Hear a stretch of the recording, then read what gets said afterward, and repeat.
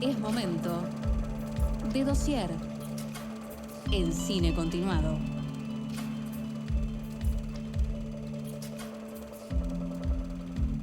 Muy bien, estamos de vuelta aquí en Cine Continuado y se nos ha nutrido la mesa porque tenemos a los dos invitados que dijimos que iban a estar aquí. El señor Darío Labia, por un lado. ¿Cómo estás, Darío? Buenas noches, ¿cómo anda todo? Muchas gracias por venir nuevamente acá, ya es casi Un clásico, ¿eh? Sí, sí, sí, Gracias a ustedes por la hospitalidad. por favor. Y el señor Edmundo Labia, del otro lado. ¿Cómo estás? Muy bien, muy bien. Debutando Sí. frente al micrófono, además. Sí, absolutamente. Bueno, Darío presenta Japón, ¿sí? El nuevo breviario. Exactamente. Y Edmundo Kafka, ¿sí? Dos mundos completamente opuestos. Me lo pregunto porque quizás Sí, hay no una lo conexión. son tantos. Hay una Me conexión. imagino que sí. ¿Querés empezar con Japón? Contanos un poco, porque a mí lo que me sorprende siempre cuando se habla de un país, viste que está esa idea de, bueno, cine japonés, cine finlandés, y no hay un solo cine. No, es que se hizo ahí, pero puede tener infinitas vertientes, ¿no? Bueno, Aki Sí, Kaurismäki, cuando le preguntan sobre el cine finlandés, él dice, bueno, ¿cuál? claro. Es que sí. Bueno, este cine japonés es Sí. cine de horror japonés. Bien. Películas del género de horror. Cuando arrancamos con esto, yo no tenía la más pálida idea de que Japón era el país con más películas de terror desde más temprano. Mira, ¿cuál es Así la que primera que En encontraste? 1898 se hizo unos cortos medios experimentales que fueron fragmentos de unas obras kabuki, en las cuales hay unos demonios. Si bien eso es en la noche de los tiempos del cine, Claro. estamos hablando de ya demonios, son los elementos habituales del género. Y después, durante toda la etapa silente, todos los años había por lo menos una docena de películas que eran adaptaciones de estas obras kabuki, con lo cual en los primeros 20 años una cantidad infernal de películas, lógicamente todas perdidas, porque todo lo de preguerra, el 99,9% Está perdido. se quemó, del cine japonés hablamos. Claro. Y una cantidad infernal de títulos, que bueno, la idea era relevar todo eso, que no sé, en Occidente es muy poco conocido, sino prácticamente nada. Y después sí, la parte más conocida, que los años 50, con los Kaidan, las películas de fantasmas clásicas, años 60, y el resurgimiento en los años 70, con la llamada ola rosa de películas Pinku, y en los años 80 y 90, con un montón de películas antecedentes de Ring, o Sí. La Llamada, y bueno, y con el siglo XXI, con toda esa oleada de películas que bañó todo el globo terrestre, y bueno, actualmente se siguen haciendo para plataformas, así que es un sinfín. Claro, ya hay una tradición que hace que tenga un público definido, ¿no? El público japonés le interesa mucho lo que nosotros conocemos como horror. Ellos en su momento para ellos eran adaptaciones de estas obras kabuki. Literarias o teatrales, ¿no? Las obras kabuki podían durar 3 o 4 horas. ¿Viste? Son obras que se representaban durante el siglo XVIII en adelante. Siempre se representaban las mismas obras porque se ve que atraían. Y uno dice, ¿cuánto puede durar esto? ¿Cuánto está este interés? Y cuando arranca el cine, el cinematógrafo, los japoneses les atrae, como hoy en día ya sabemos, todos los cambios tecnológicos. El cine fue un cambio tecnológico. Claro. Rápidamente los estudios se dieron cuenta que hacer adaptaciones de estas obras atraía público, que ya sus ancestros ya conocían los personajes, y a medida que los cambios se iban produciendo, sacaban nuevas versiones de lo que ya se había hecho, y en el lapso de un par de lustros ya había docenas de películas.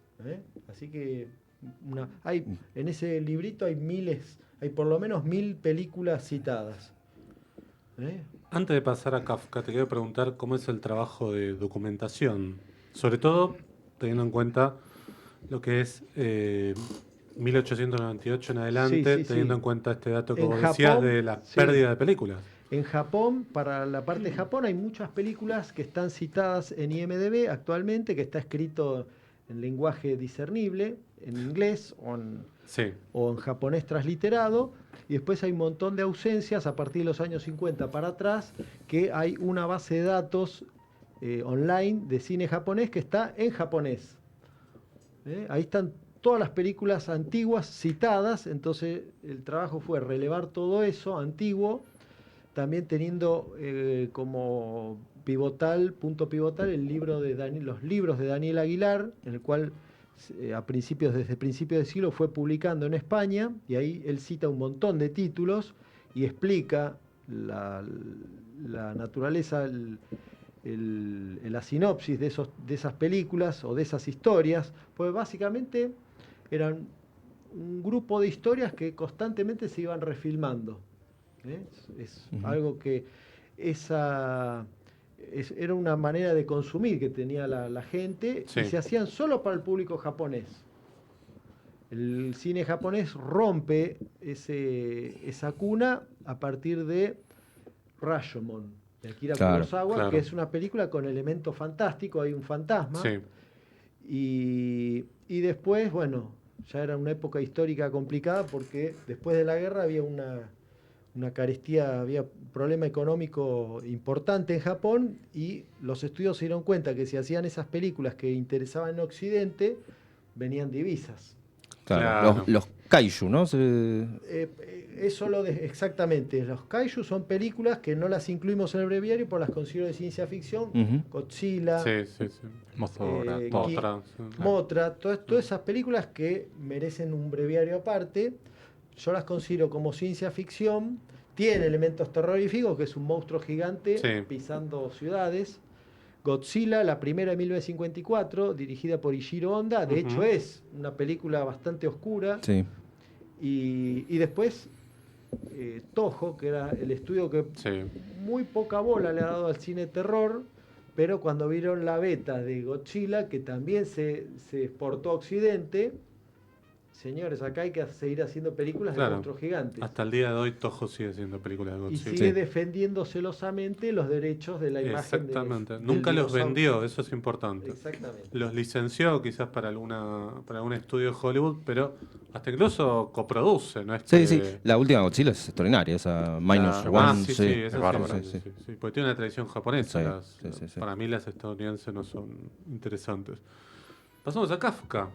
Porque acá hay... Yo creo que vamos a ir y venir, ¿no? No, sí, sí, sí, sí, no terminamos con Japón, obviamente, pero me interesa mucho esto, lo que decíamos al principio, hay una conexión con Japón, pero Sí, contanos primero... la sí. conexión se pronuncia Sí. Kafuka y Nakaiya, que es Kafka, diario de un médico rural. Sí, un Esa es la médico rural. traducción. Bien, Sí, sí, sí. Es Mirá, una es- versión japonesa de uno de los cuentos de Kafka. bien. Y también tiene una animación muy singular. Bueno, esa es una conexión, digamos, japonesa. Es la Bien. única japonesa, creo que... bueno, después se hizo una versión del Proceso, que creo que también es de Japón, pero hay muy poco. Esa creo que es la primera adaptación de Kafka. Por ahí les puedo contar cómo surge la idea de hacer un Sí, sí, breviario sí, sí. de Kafka. Por favor. Yo había leído algo de Kafka, soy un entusiasta de Kafka, eso es Ujú. digamos, lo que mejor me define. Y me acerqué acá al factotum de los breviarios y le dije, mira, yo he leído unas cuantas cosas de Kafka, ¿a vos te parece que podría encajar en la colección de breviarios una especie de raconto de la filmografía basada en Kafka, ¿no? Adaptada en Kafka? Sí. Entonces ahí el factotum creó, digamos, esta rama de los breviarios que es Soñadores del Horror, ¿no es cierto? Ujú. Y bueno, yo aproveché para terminar de leer lo de Kafka, que creo que hasta hoy en día no se me quedan un par de cuentos y ya leí todo. O sea, leí las dos novelas que me faltaban, El Desaparecido y El Castillo. Y bueno, entre medio fui buscando, digamos, estas adaptaciones, digamos, de la obra de Kafka, de los cuentos, de las novelas, tratando de juntar el material, sabiendo que había cosas, o sea, uno cuando hace estos libros tiene que sopesar. Hay un montón de información de algunas cosas y casi nada de otras. Entonces uno tiene que balancear un poco como presenta. Bueno, ustedes que los leen estos breviarios, que los consumen, ya saben cómo es la presentación. O sea, por ahí cosas triviales no se mencionan y se trata de como mantener una especie de enfoque donde más o menos aparece todo en igualdad de condiciones, ¿no? Entonces ahí surgieron algunas cosas que yo no... O sea, yo me enteré de un montón de cosas que no sabía, que habían hecho una primitiva versión del proceso acá en Argentina en el 56, unos aficionados. Sí, con Beto Llanola, el sí, padre de mira, Fabián. Con Beto Llanola, Claro. que se puede ver hoy en día y bueno, es una cosa de locos. O sea, uno cuando lo ve dice, qué valioso esto, qué valentía, ¿no? De agarrar una cámara en la década del 50 y hacer una cosa que no es una aventura, no es, Es que en no la son época cosas fáciles de filmar. En la época de oro del cine argentino hubo muchas aventuras de hacer transposiciones de obras Literaria, sí. literarias importantes. Hay una Madame Bovary que es muy interesante. Edgar Allan Poe. Claro, exacto. Después se perdió eso, no sé. Ese Sí. interés por... Sí, incluso a veces hasta a televisión llegaban Sí, esas claro, adaptaciones. bueno, sí. Ahí está. Ese Ahí era el está. dato que iba a aportar. Darío.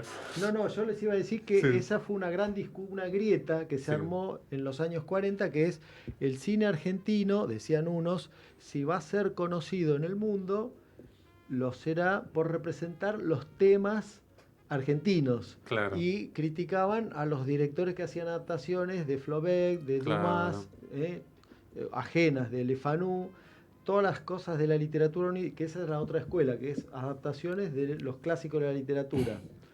A mí me parecen las dos valiosas, Sí, sí, pero claro, como uno espectador, sí. uno quería ganarle la razón al otro de Claro. manera irracional y casi por egoísmo, una grieta. Al fin de cuentas, justo cuando decae la industria audiovisual argentina, a principios de los años 50, Sí, claro. ya empezó la debacle, triunfa la postura de los temas argentinos y viene después el nuevo cine argentino y entre esos movimientos telúricos se adapta el proceso de José K. Claro. Con Beto Llanola. Sí. En un contexto experimental, ¿no es cierto? En un contexto De experimental vanguardia. y perdón, Kafka en el 50 no es Kafka en el 2025. Claro. Ujú. Era un autor que lo había leído Borges lo traduce, lo trata de imponer para los lectores argentinos, a la vez en otras partes del mundo empezaban las ediciones y todavía no se había realizado la versión de Orson Welles. Orson Welles, claro. Claro, Eso exacto. marca un punto pivotal en el año Exacto. 62. Además, Kafka llega tarde, bueno, el breviario se aclara un poco eso. Kafka llega tarde porque es difícil de adaptar, porque no es lo importante lo que él está diciendo ahí, sino el trasfondo interpretativo que uno cuando lee, uno piensa en otras cosas, digamos, porque en realidad lo importante no es lo que te está diciendo, sino todo un cúmulo existencial que uno evoca de lo que uno interpreta. O sea, uno puede mirar, o sea, leer el proceso y puede interpretar, bueno, una persona que es sometido por, no sé, un sistema que desconoce, Sí. no son las reglas. Pero uno después puede encontrar otra interpretación donde lo que desconoce, no sé, puede ser la divinidad o una cosa como más abstracta. O sea, tiene un carácter abstracto, entonces eso es difícil de llevar al cine. Por eso Kafka primero aparece en el teatro del absurdo, en ciertas realizaciones como era menos jugado. Y imagínense, la década del 50, que una película, digamos, de estudio, animarse a hacer una cosa así es como Sí, un claro. desafío muy grande. Sí.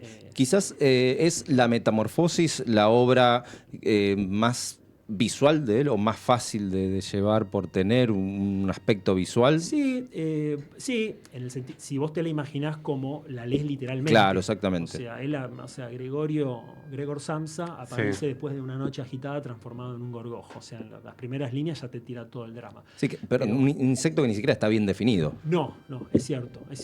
En algunos lugares, en algún libro viejo que estuve mirando, el universo de Kafka, un libro de la década del 50 de un tal Mario Lancelotti, creo, dice lombriz, tradujeron lombriz, así bueno. que imagínate la indefinición claro. que había. Eso depende de qué es lo El qué traductor traducción también, ¿no? leía Claro. uno.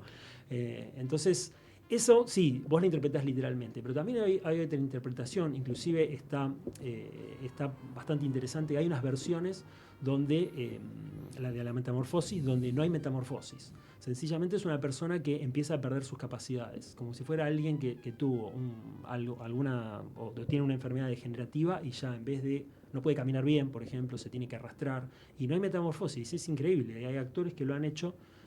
Hay un par de versiones, una británica y una Como Tim Roth. Claro, exacto. Y la rusa, que vos ves una persona que hace contorsiones y eso por ahí te impresiona más que un CGI Claro. de una cucaracha Sí, claro, gigante. claro. Porque también ahí vos lo interpretás otra cosa, digamos. No hay un hecho fantástico. Hay una persona que tiene una discapacidad o algún impedimento y ves la discriminación de la familia. Es una manera de interpretarlo. Claro, es una posibilidad más de Sí, imaginárselo. Sí, exacto. Eh, En cierto, para contestar la pregunta, Sí. sí, visualmente sí, si la interpretás literalmente. Hay algunas interpretaciones, algunas adaptaciones que son, o sea, con efectos especiales, y vos ves un insecto gigante y están bien logradas. Y hay otras que son así. Son una actuación, una persona que no tiene ninguna transformación y simplemente se va degradando y va perdiendo el contacto con su familia y va sufriendo la discriminación. Bien. Claro. No, yo el otro día conversando con Darío me contó que tu interés por Kafka era bastante complejo, ¿no? Profundo, porque incluso te has acercado a lugares que tienen que ver, ¿no? con su vida, con su obra, ¿es así? Bueno, sí, o sea, justo hicimos un viaje, digamos, de luna de miel, llamémoslo, con mi señora, y pasaba por Praga y era obvio ir a los lugares Claro. de Kafka, al museo y bueno, todas esas cosas.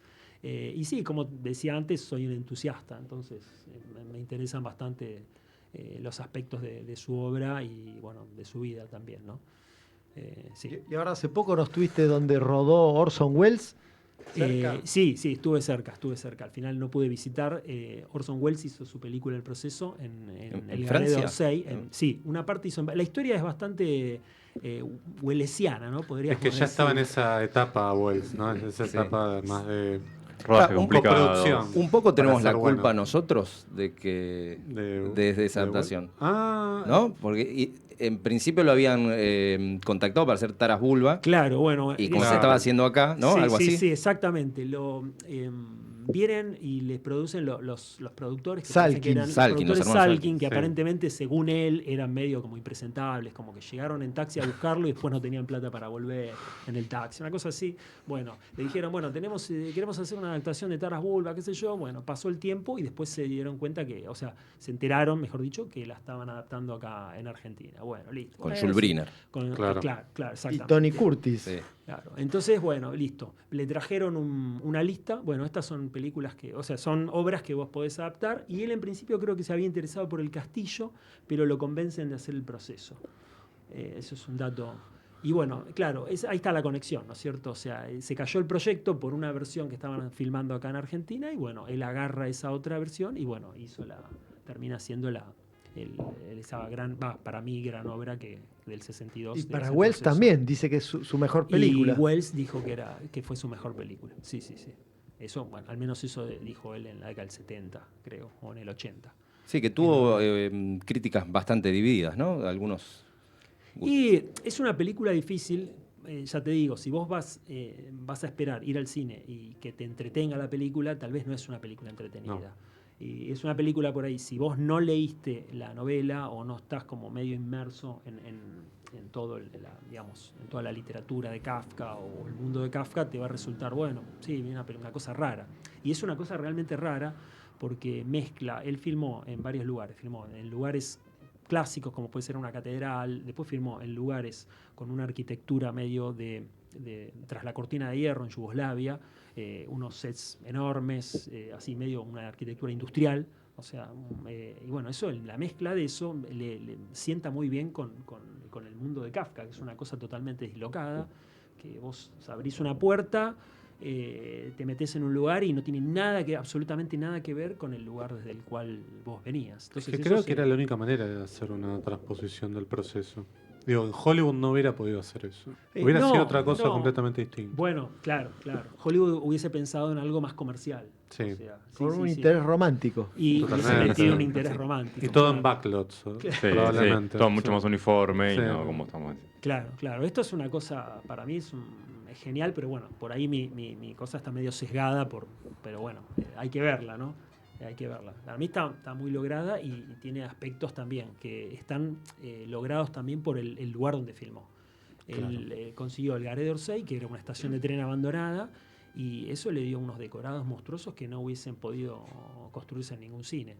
Entonces, bueno, es muy interesante por ese tema. En su momento también tuvo opiniones medio controvertidas. Nosotros ahí en el breviario repasamos algunas a favor, otras en contra.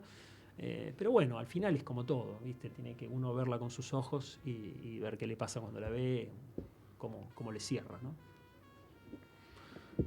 Volvemos a Japón. No, además, ¿no? no, esta película que. ¿querés seguir? No, que yo Dale. la vi por primera vez en una edición remasterizada, pero Sí. imagino que durante bastante tiempo era difícil de conseguir. Durante Sí, bastante yo- tiempo Sí, solo en circuló mal. VHS, VHS horrible. feo, Claro, ¿no? Sí, claro, sí, sí. circuló No, pero mal. yo ya la vi en DVD un poquito mejor. No Después, sé. lo que pasó es que se hizo una restauración, creo Creo que que era para de el época, la 2000, para el 2002 o el 2012 se hizo una restauración Ah, que estaba bastante bien, y después se hizo una nueva restauración, una remasterización para el 2022. O sea, a 50 y 60 años del estreno. ¿Hay una versión de Criterion? Claro, es de Criterion la sí. última. Claro, Sí, claro. sí. Hubo una de Cine Canal y la última también de Claro. Criterion, que es un espectáculo. Sí, Eso se ve. editó en Sí, 4K y ya está. No sé, Sí. todo el detalle Claro, que alguna vez directamente el quisiste negativo, ver. el escaneo.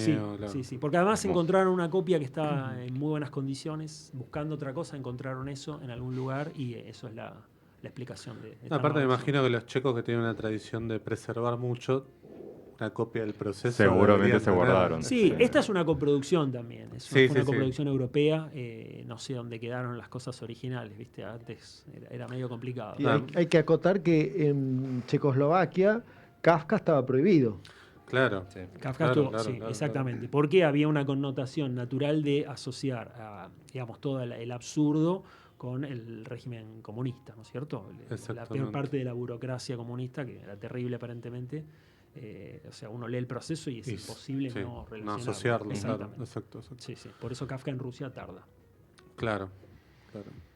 Claro, por eso debe ser muy interesante ver la versión del proceso, digo. Sí. rusa. Sí, bueno, sí, hay unas versiones Yo no la vi, rusas, pero. claro, son De bastante Konstantin interesantes. Seliverstov. Las de Seliverstov son más del, digamos, viene del punto, él viene de un enfoque teatral, entonces hay cosas que bastante teatrales, o sea, decorados mínimos, por ahí Ujú. es una versión medio un poco minimalista. Y después tenés, bueno, del proceso tenemos varias versiones, sí, tenemos varias versiones. Esa, bueno, la última que recuerdo es esa, de la rusa, al menos de este Seliverstov, que hizo también Metamorfosis e hizo El Castillo. Es uno de los directores que se Hizo los tres. se animó, claro. Y claro. la de Díaz. Balabanov, La de Balabanov es una versión del Castillo del año 94 que también creo que es una de las películas más divertidas. Eso te iba a preguntar, ¿qué recomendás así para que no estén escuchando como en algunas como perlitas, algunas que digas, esto no quiere decir que sean las mejores, no, sino como algo distinto, diferente? Mira, la versión de como Balabanov del adaptaciones? Castillo es recomendable. Hablando del Castillo, por ejemplo, la versión de Hanek del 97 también, pero para alguien que ha leído la novela. Lo mismo la del 68, para alguien que ha leído la novela y que más o Con menos sabe de Maximilian qué viene, Schell. con Maximilian Schell, es recomendable. Esa todavía no está en buena calidad. La de Balabanov sí, se puede ver bien. Después, bueno, así de Kafka en general, hay cortos muy logrados, como la finlandesa, que ahora no me acuerdo el nombre, bueno, ahí está en el breviario, de animación, muy logrado, del médico rural. Y después varias versiones de la Metamorfosis son muy interesantes también. Pero bueno, para mí el proceso de Orson Welles es como un sueño. Claro. Pero bueno, tengo mucho cariño por Orson Welles también. O sea, por No, eso bueno, sí, decía hay que muchas cosas que se sí, cruzan, me sí, imagino. sí, Claro, claro. claro. Mi opinión está un poco sesgada en ese respecto. Volvemos a Japón. Dale. Masaki Kobayashi, que es como probablemente uno de los directores más importantes, quizás no tan conocido como los populares, digo, tiene esa película Kwaidan que tiene un significado. La idea de los fantasmas, ¿no? La idea de historias de fantasmas. ¿Qué parte ocupa en este trabajo, en esta publicación, ese concepto? bueno, todas estas películas de Kabuki son todas Kaidan. Claro. El Kaidan son fantasmas. En los años 50 los estudios tenían todo armado para hacer adaptaciones como hacían antes de la guerra. Hay fácil 100 películas de siempre blanco y negro y haciendo de Kaidan. Hasta que Nobuo Nakagawa filma una adaptación en pantalla ancha y en colores de Yotsuya Kaidan, que era la más famosa. En el 60 las cosas cambian. El auge de la televisión hace que el público se retire de los cines una innovación tecnológica. Sí. Y cuando Kobayashi afronta Kaidan, ya estaba en crisis. Entonces, bueno, y lo que tiene interesante Kaidan es que es la primera adaptación de relatos de Lafcadio Hearn, que es un escritor occidental que se afincó en el Japón y escribió, fue una especie de difusor de la cultura japonesa, y escribió una antología de relatos que se llama justamente Kaidan. Y en este caso sería el cine japonés haciendo una adaptación, no de una obra escrita por un japonés, sino de una obra de un escritor occidental afincado en Japón. Eso es una rareza. Sobre un tema japonés. Sobre temas japoneses. Claro. Son 4 relatos y lo increíble de esa producción fue que pusieron una tarasca de yenes y empezaron a rodar, y después el estudio que iba a producirla se retiró. Y se quedó el pobre Kobayashi enterándose de que toda la plata que tenían para filmar la debían. No. Y tenían un depósito gigantesco. La película ocurre toda en estudios prácticamente. Sí. Tiene un trabajo de telones pintados, de actores en pantalla impresionante. Si no la vieron, Todo en estudios. búsquenla Es porque un festival para los dioses. es espectacular. Y no saben cómo seguir filmándola. Entonces dice Kobayashi que él llama a un director que él había sido ayudante y le pide prestado 10 millones de yenes para ver si terminaban de rodar lo que tenían que rodar. Y el director, que se ve que eran amigos, le dice: yo te puedo girar esos 10 millones, pero también te puedo girar 50 millones. Bien. Ok. Entonces le manda esa plata, y el propio Kobayashi todas las mañanas con un cuaderno anotando los gastos y pagándole a la gente que tiene que pagarle, tipo almacén. Claro, eso te iba a decir. Y teniendo un inspector de los estudios que le van a producir, que finalmente le distribuyen, porque la productora era independiente y el estudio, que era un gigante, el inspector, supervisando todo, que al final el inspector se une, ¿entendés? Lo quiebran y se involucra con el proyecto, y quedó la película más cara de la historia del Japón hasta ese momento. Y después Kobayashi, a último momento, con el compositor, creo que es Toru Takemitsu, retocando para estrenar en Cannes, ganando el festival y siendo nominado al premio Oscar como mejor película en idioma extranjero, que eso era impensable. Y si él sobrevivió sin sufrir una ACV o un ataque cardíaco, fue de milagro. Él dice que si se enteraba este problema económico, nunca se hubiera arriesgado a semejante locura. Claro. Aparte, sí, ser productor y director todo a la vez. Sí. Y productor Sí. anotando día a día los gastos. Debiéndole a un porque amigo es encima. una Al mismo cosa de tiempo loco. teniendo que tomar decisiones estéticas, Artísticas, sí. Todo. resolviendo todos los problemas clásicos. de un Sí, el director. trabajo que tienen de color y de Es una fondos maravilla la película. es una cosa de loco esa película. A partir de esa película, bueno, los estudios empezaron a tomar nota. Nunca más se hicieron esta clase de películas. Siempre después viene Onibaba, de Kaneko Claro, Shindo, que es blanco y claro. negro. Sí. Tiene la misma idea de hacer algo folclórico, de folk horror, pero blanco y negro y menos presupuesto. Claro. Porque realmente la industria audiovisual japonesa estaba en crisis en los años 60 a causa de la televisión. Uno puede pensar que esa película, Kaidan, con la exposición internacional que tuvo, era, bueno, a partir de ahora hagamos todas así, y todo lo contrario. No porque me imagino habrán sido contratos leoninos. Claro. Mándeme la película, le giramos esto, seguían. Kobayashi anteriormente tenía experiencia en películas mastodónicas porque había hecho La condición humana, que son como 10 horas de película, en 3 partes.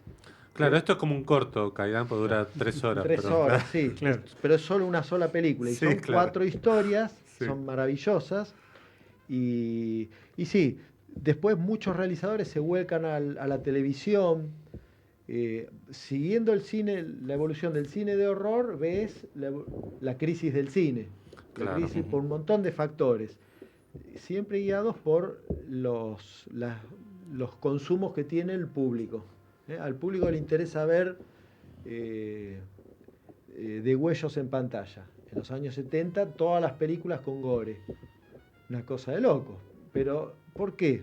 Porque es lo que lleva al público, que los arranca de la casa de la televisión. Es lo que lleva... no se puede ver en la tele, sí se Lo puede que no ver se en el puede cine. hacer en la tele lo va a ver las personas al cine. Sí, incluso películas que no eran de terror tenían escenas a veces gore o muertes Totalmente. ¿Por qué muy eso? gráficas. ¿Por qué eso? Porque si no la gente ya lo veía por televisión. Claro. Sí, es como mostrame pasó algo con en otros lados con los desnudos, las escenas de sexo y demás, que bueno, te estamos dando algo Exactamente. distinto a lo que, bueno, vos te fuiste, Exactamente. te recluiste en la casa, Bueno, ahora acá en el vení cine de argentino vuelta. también Claro. pasaba. Sí, claro, por eso fue Poner las Necos, mismas figuras de la tele, pero haciendo algo que en la tele no harían. no haría. Exactamente. Claro, es muy loco porque es como una fuga creativa a donde, bueno, en cómo encontrar, bueno, del cine pasamos a la tele porque lo que está, bueno, pero ahora se nos ocurrió algo, bueno, cómo nos vamos de vuelta para el cine y traemos al público de nuevo de ¿cómo lo regreso. arrancamos? Porque era un tema, era un problema eso. Sí, no es solamente un problema, no es solamente un problema que sucede ahora, sino que siempre sucedió. siempre. Exactamente. Y probablemente cuando arranca el cine, el teatro. Exacto. ¿Qué pasó También. con el teatro, con la industria del teatro? Así Sí, que principalmente porque el cine se convierte en algo popular. el cine se convierte, suplanta al teatro en el entretenimiento semanal que la Claro. gente, después de trabajar tantas horas, iba a entretenerse. Sí, sí, por unas monedas. A diferencia del teatro, que quizás implicaba que uno... Y hoy es como que uno se vestiría mejor para ir al teatro, ¿no? Claro, Para ir al claro, cine, claro. más- Bueno, más pero casual. para mí creo que tenía también una Sí. cuestión de estatus, Sí. digo. Tal cual. La gente que iba al cine no podía entrar al teatro. No solamente por una Ujú. cuestión de dinero, sino por una cuestión de diferencia El en cine cuanto al más de estatus. masas, ¿no? Claro, Claro. exacto. Bueno, esto ya lo sabemos todo. Digo, nació como un espectáculo de feria, ¿no? Como algo arte, que se ve en como una arte, sala. sí, Eso vino después. Sí. Darío, mucho más acá en el tiempo, ya casi entrando al siglo XXI, Ringu, por lo menos desde el punto de vista occidental o desde lo que yo conozco, fue casi un momento pivotal, ¿no? En el cine de terror japonés. Sí. ¿Fue lo mismo en Japón? Porque quizás lo que yo tengo es la reacción de Occidente de empezar a hacer remakes de esas películas de terror. Sí, en los años 90 en televisión y en video en Japón se hizo un montón de producciones de terror.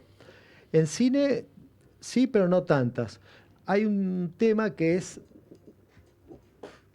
una cuestión estética. El fantasma, el monstruo, decían que no debía mostrarse abiertamente a cámara. Si evitaban mostrarlo directamente, podía generar más interés en el público y más terror. Sí, la idea es sugerir más Ujú. que demostrar. Sugerir, claro. Exactamente.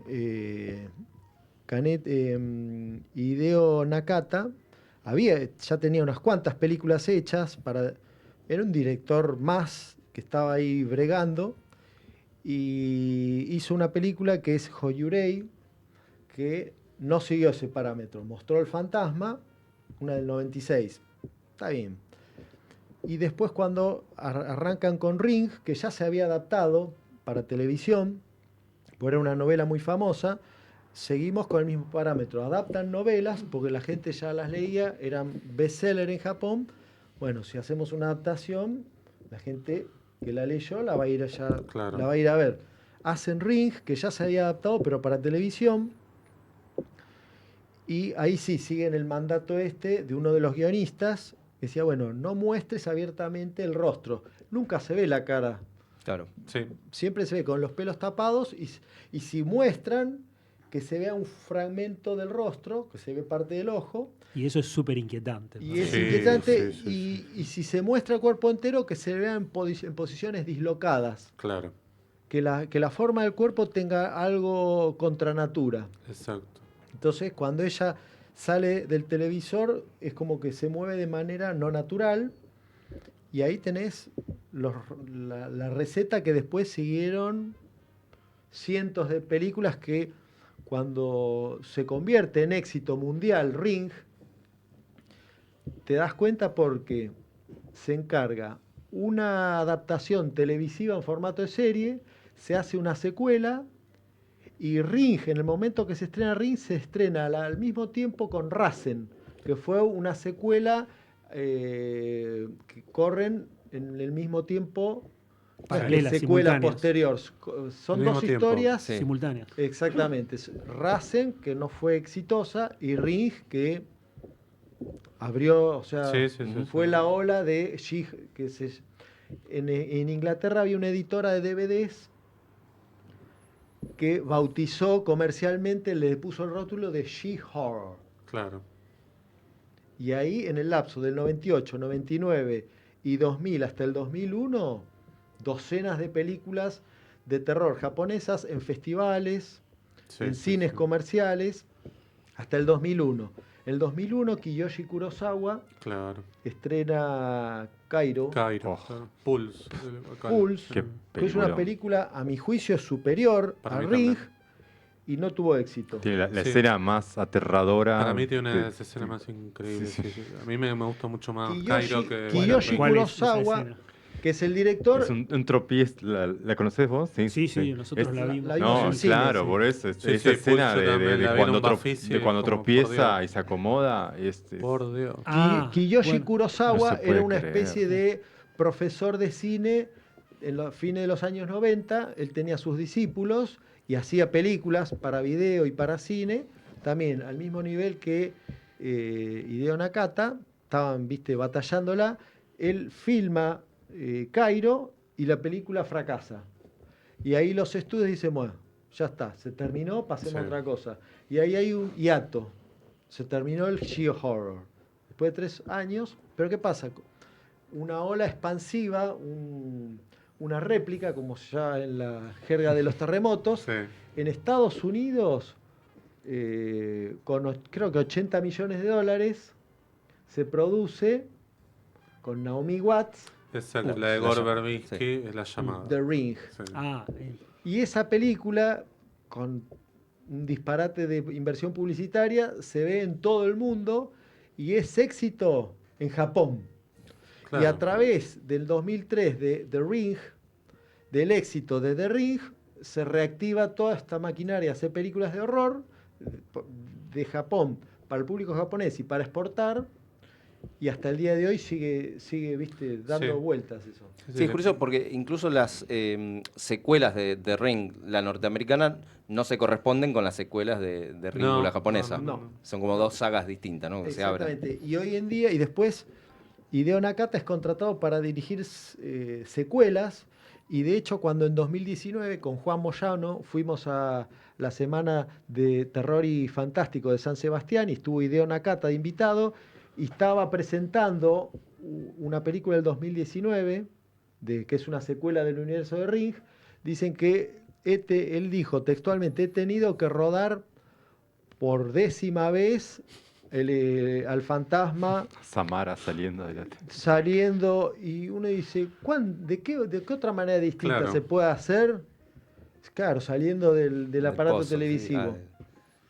Así que imagínense. Claro, aparte, Sí. yo todavía no la vi. Aparte hay un cruce con Ju-On también, que después ahí se cruzan las dos sagas. Sí, Esa yo no la vi, me la debo en todavía. el 2015 más o menos, cuando estaba incipiente en las redes sociales, había mucho fandom que decía, ¿por qué? ¿Por qué no hacen un Freddy versus crossover, Jason un casi? crossover? Claro. Y se llegó a hacer.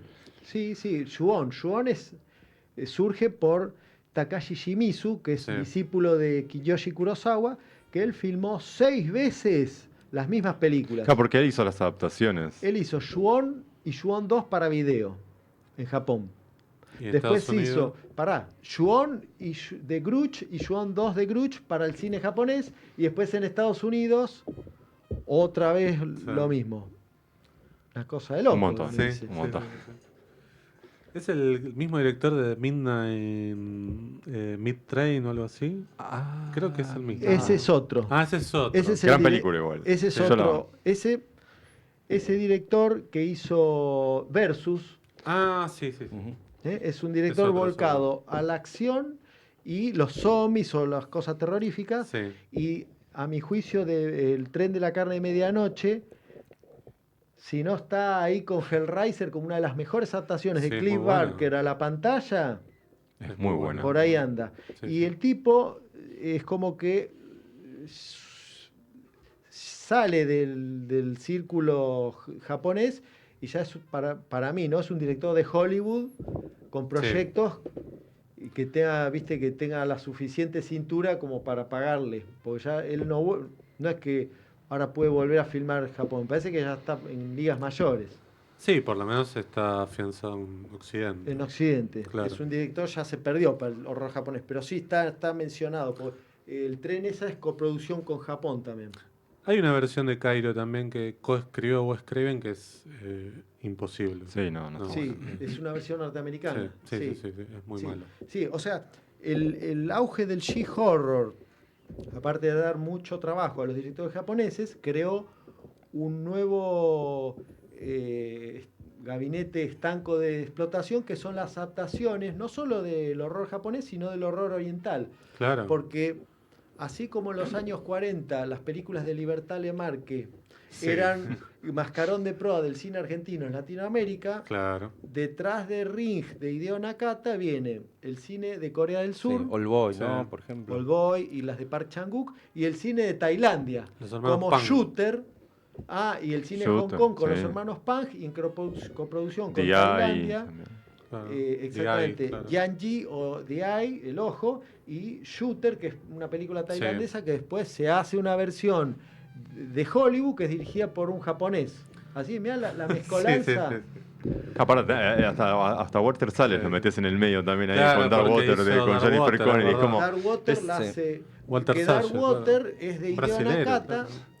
La película es de Hideo Nakata y a Sí. mi juicio es superior a The Sí, Ring. sí, es sí. que Está tiene muy un bueno. clima Dark Water, la original, es y muy la buena. fotografía es una locura. Muy esa bueno, película. muy Es una bueno. locura. Así que ahí tenemos cine japonés que nosotros podemos ver con subtítulos, las versiones japonesas filmadas por Hollywood, por directores occidentales o latinoamericanos, que salen para venderse al mundo. De hecho, Sam Raimi, la productora Ghost House, Sí. hace remakes y laburó con eso estos últimos 20 años. Claro. Y después cosas impensables, que es remake de películas tailandesas hechas por japoneses. Sí, claro, Así claro, que claro. imagínense. De ahí era muy bueno, ¿eh? La original, los hermanos Pang, muy bueno. Bueno, a ver, pregunta para ambos, pero bueno, respuestas individuales, Distintas, claro. No, si en el curso de la investigación, que me imagino habrán tenido que hacer para cada uno de los breviarios, si se toparon con algo que no conocían y que les pareció una especie de joya, maravilla, algo nuevo que tuvieron que descubrir para confeccionar estos libros. Bueno, es mi primera experiencia haciendo estos breviarios y la mayor parte de las cosas son nuevas.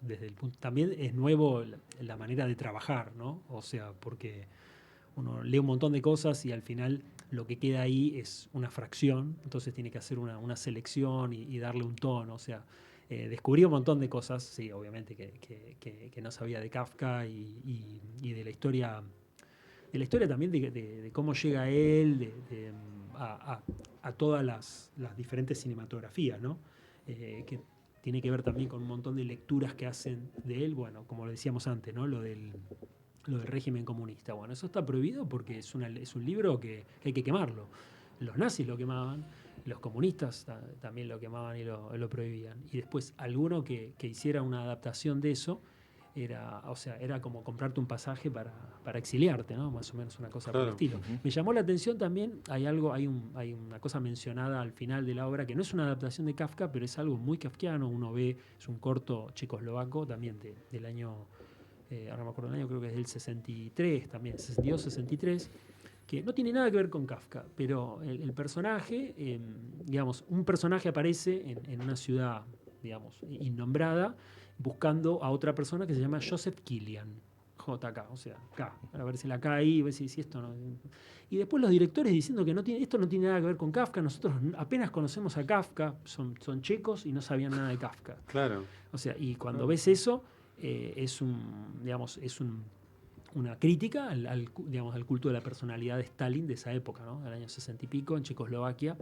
Bueno, faltaba todavía para la primavera de Praga, todo eso, de esa época, pero eso me llamó Pero la ya atención. se había desestalinizado. Ya desde el 56 habían roto Claro. las estatuas, Claro. estaba en eso. Pero también, hacer una cosa así era como una cosa, digamos, podías tener problemas. Sí, podías tener claro, problemas serios. Y eso uno lo ve y es una cosa así, medio surrealista, el corto.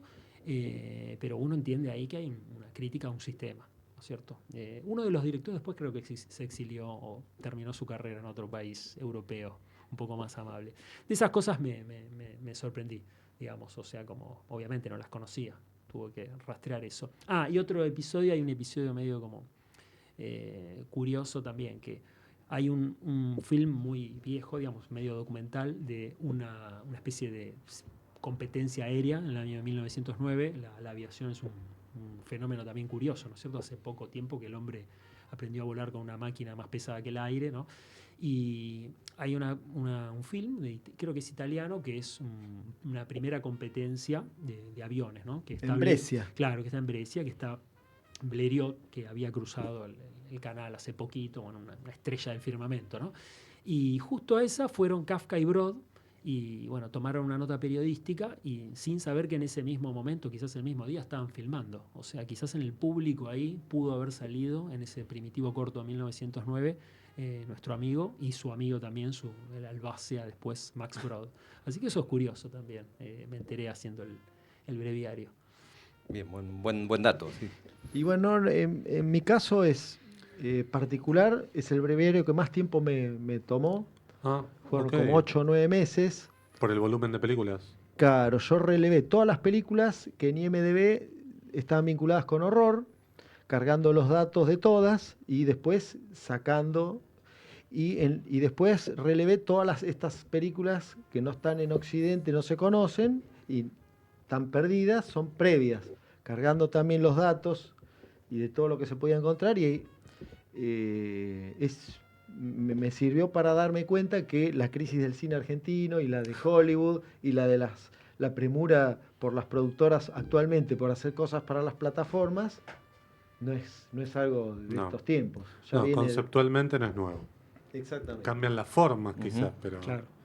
después la idea es la misma. El cine es permanentemente, en la historia del cine, es una persecución por invertir lo menos posible y ganar lo más posible. Y ganar lo más posible, que al fin de cuentas van perdiendo a plazos, porque hacen 10 películas, una sola gana y todas las demás o la crítica no la entiende, o el público le da la espalda, o se pierde y después es valorada 40 años después cuando ya están todos muertos.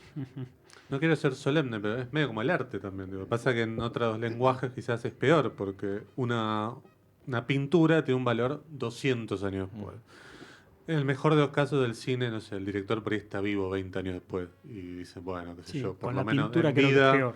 Claro, por eso digo, Van Gogh, pobre, se enteró en otra dimensión de que era un pintor exitoso. Hay otra cuestión, es que ahora, relevando en los estudios actuales, los más recientes estudios que hay sobre el horror japonés, específicamente de preguerra, hay un muchacho que es Michael Crandall, que en el 2020 y después ha sacado una tesis y un libro sobre horror japonés que desmiente o clarifica estudios que han salido a principios de siglo y en el 2010, porque este muchacho se fue al Japón y se leyó las revistas Kinema y Jumpo, que son los semanarios que cubrían el cine y que ninguno como de el los heraldo otros del estudiosos, cinematografista acá, digamos. Exactamente, como el heraldo del cinematografista, dirigido por Chas de Cruz. Claro.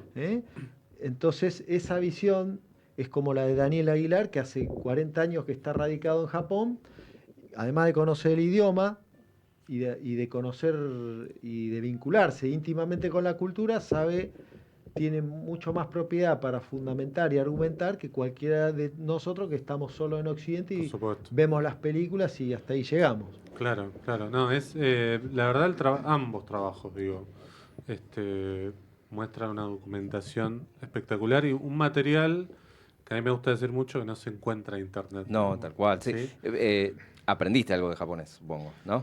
Pero no para decir en público. No. Si querés hablamos en privado unos par de palabras. Identificás algunas palabras ahora. Y después viste, de estar constantemente viendo los títulos de las películas y corrigiendo la grafía, más o menos, viste, algo sí. Hay que vincularse un poquito.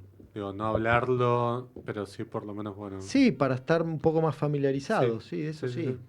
A veces también de manera inconsciente ya vas aprendiendo. Porque Kaidan decís, bueno, ¿qué significa esto? ¿Qué sé yo? Sí, o sabés cómo se pronuncia bien, ¿no? Exactamente, sí, eso Exacto. para corregir. Igual ahora el traductor de Google Sí. tiene la voz de una japonesa que sirve para escuchar cómo se pronuncia. Muy bien. Claro. Entonces Bien. eso antes no existía. Claro, es verdad.